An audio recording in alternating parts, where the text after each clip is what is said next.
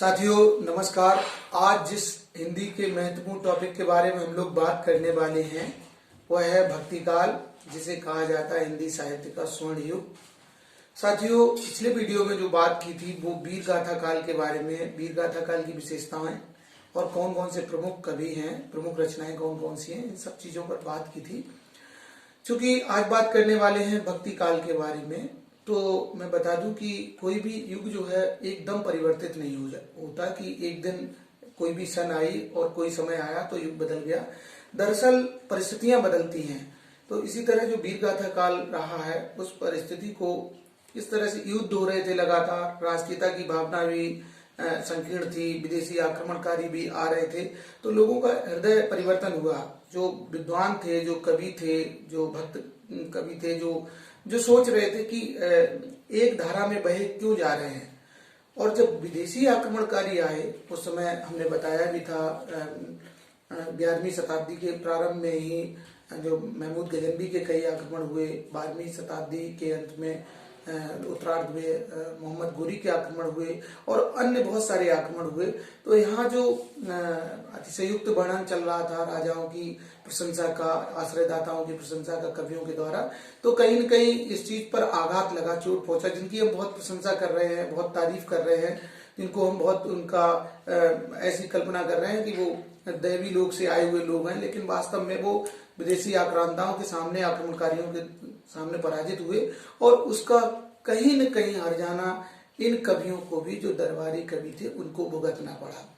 तो साथियों मैं बताना चाह रहा हूं, ऐसी स्थिति में जब व्यक्ति हर जगह से हताश होता है, निराश होता है, तब वो ईश्वर की शरण में जाता है और यही परिवर्तन का कारण रहा है जहां तक मुझे लगता है।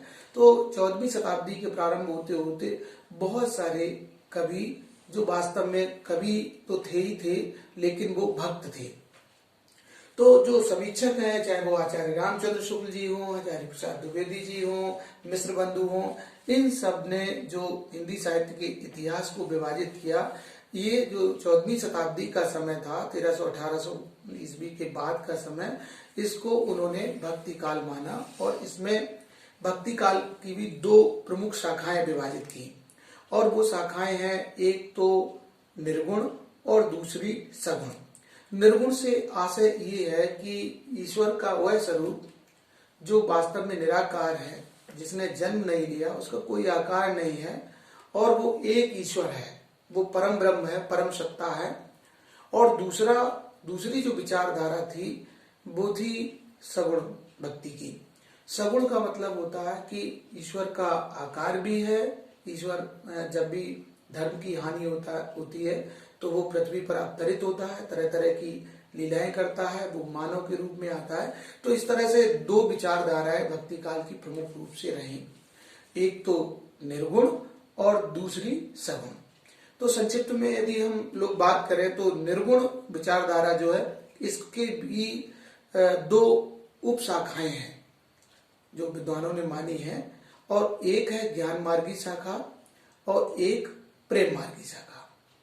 ज्ञान मार्गी शाखा के जो कवि हैं, जो संत हैं, जो भक्त हैं, वो ये मानते हैं कि ज्ञान के द्वारा ही ईश्वर को प्राप्त किया जा सकता है, अर्थात ज्ञान सर्वोपरि है। और इनका ऐसा भी मानना है कि यदि इन्हें ईश्वर और गुरु दोनों में से एक को चुनना पड़े तो ये गुरु को चुनेंगे। मतलब इनकी दृष्टि में गुरु जो है वो बहुत श्रेष्ठ है। कबीरदास जी ने कहा भी है, गुरु गोविंदो खड़े काके लागो पाए, बलिहारी गुरु आपने गोविंदो बताया। तो जो ज्ञान मार्गी शाखा है उसके प्रतिनिधि कवि कबीरदास जी है, और इनका जो प्रमुख ग्रंथ है वो बीजक, जिसे कबीर ग्रंथावली के नाम से भी जानते हैं, साखी, सबद, रमैनी, इसके 3 भाग हैं। यद्यपि कबीर पढ़े लिखे नहीं थे, कहा भी है मसी कागज छुओ नहीं कलम गई ना हाथ। तो पढ़े लिखे नहीं थे लेकिन उनके पास ज्ञान अनुभव का बहुत बड़ा भंडार था। उनके शिष्यों ने उनकी रचनाओं को, जो वो गाते थे, बोलते थे, उन्हें लिपिबद्ध कर दिया और जो बीजक के नाम से जानी जाती है। तो ज्ञान मार्गी शाखा के प्रतिनिधि कवि कबीरदास जी थे। दूसरी जो इसी निर्गुण की दूसरी शाखा थी प्रेम मार्गी शाखा। प्रेम मार्गी शाखा जो प्रेम के माध्यम से रूपक के रूप में इस्तेमाल किया, प्रयोग किया है, और इस विचारधारा के जितने भी कवि थे वो मुस्लिम सूफी संत थे, मुस्लिम सूफी संत। और इन्होंने हिंदू राजा महाराजाओं की प्रेम कथाओं का वर्णन किया। और इस दिशा में जो सबसे बड़ा महाकाव्य, बल्कि रामचरितमानस के बाद अगर कोई बड़ा अवधी भाषा का महाकाव्य है, वो मलिक मोहम्मद जायसी के द्वारा रचित पद्मावत है। ये चित्तौड़ की रानी के ऊपर कहानी है। अलाउद्दीन खिलजी, जो खिलजी सुल्तान था उस समय का, उसके आक्रमण का कारण माना गया था कि रानी की सौंदर्य को देखकर। यद्यपि वो साम्राज्यवादी भी था, दोनों कारण होंगे, लेकिन ये इन्होंने लिखा। और प्रेम मार्गी शाखा के और भी कवि हुए हैं, जैसे कुतुबुन है, मंजन है। इसी तरह ज्ञान मार्गी में भी रविदास है, नानक है, कबीर दास जी के अलावा।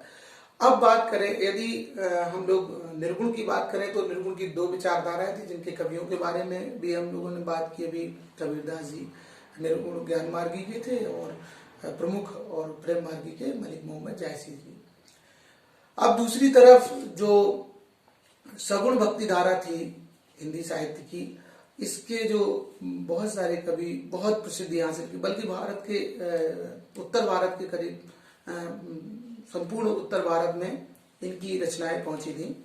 तो इसमें भी दो काव्य धाराएं थी। जिस तरह से इसमें निर्गुण में थी, उसी तरह सगुण में भी थी। और दो कौन सी थी? एक रामाश्रयी और एक कृष्णाश्रयी शाखा। रामाश्रयी शाखा जिसने ईश्वर के अवतार के रूप में, श्री हरि विष्णु के अवतार के रूप में राम को ही अपना ईश माना है। और दूसरी शाखा में जो कृष्ण भक्ति शाखा या कृष्णाश्रयी शाखा, उसमें श्री हरि विष्णु के अवतार 16 कलाओं से श्री कृष्ण को माना है। तो पहले बात करते हैं राम आश्रयी शाखा। राम आश्रयी शाखा के जो सबसे बड़े कवि हुए हैं वो तुलसीदास जी, और उनकी बहुत सारी रचनाएं हैं देवी। लेकिन रामचरितमानस जो उनकी रचना है वो भारतवर्ष के करीब करीब सभी सनातनी हिंदुओं के यहाँ और घर घर पहुंची, और आज भी वो पुस्तक पूजने योग्य। कहा जाता है कि जो लोक नायक की लोक कथा करते करते स्वयं ही लोक नायक बन गए, ऐसे तुलसीदास जी जो राम भक्ति शाखा के सबसे बड़े कवि रहे। इसके अलावा भी और भी कवि हैं। और इसी तरह कृष्ण भक्ति शाखा के बहुत सारे कवि हैं, जिसमें सूरदास जी प्रमुख हैं। और उनकी रचनाएं जो हैं वो सूरसागर, सूरसारावली, साहित्य लहरी। सूरसागर में तो कहा जाता है कि 1.25 लाख के आसपास पद लिखे उन्होंने, लेकिन वो 10,000 के आसपास उपलब्ध हैं आज की स्थिति में। तो इसके अलावा भी जो बल्लवाचार्य उनके गुरु थे सूरदास जी के, उन्होंने अष्टशाप के कवियों की स्थापना की थी।